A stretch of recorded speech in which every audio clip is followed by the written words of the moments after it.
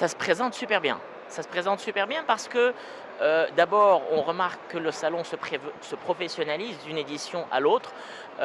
Nous sommes sur des délais qui sont de plus en plus courts et on voit que on arrive à être prêt dans des conditions qui sont de mieux en mieux. Alors cette année, nous sommes sur un site qui est exceptionnel, accessible, celui de l'ancien aéroport d'Anfa, sur une surface qui est très large, qui nous permet d'accueillir non seulement les surfaces d'exposition, mais aussi le parking pour nos visiteurs.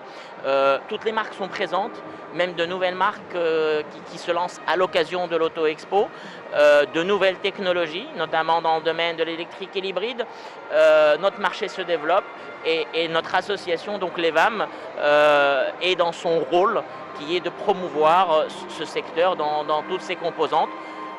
Tant les véhicules que le financement. Cette année, par exemple, on voit que le financement participatif se développe de manière très importante et tout cela n'est pas pour nous déplaire. Le salon, en plus des nouveautés, le salon, c'est aussi des débats. Et cette année, il va y avoir des conférences.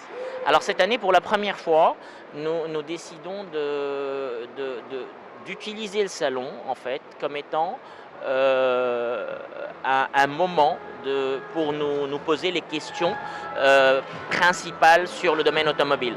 Et donc les problématiques du secteur seront abordées dans le cadre de tables rondes où nous réunirons des professionnels du secteur, nous réunirons les pouvoirs publics pour partager ensemble ces problématiques et surtout discuter des moyens de développer et réguler notre marché dans les meilleures conditions qui puissent être. Et nous espérons que les conclusions de ces débats et de ces tables rondes nous permettront d'alimenter notre feuille de route que nous avons établie dans le cadre de notre stratégie 2017-2020 pour les VAM.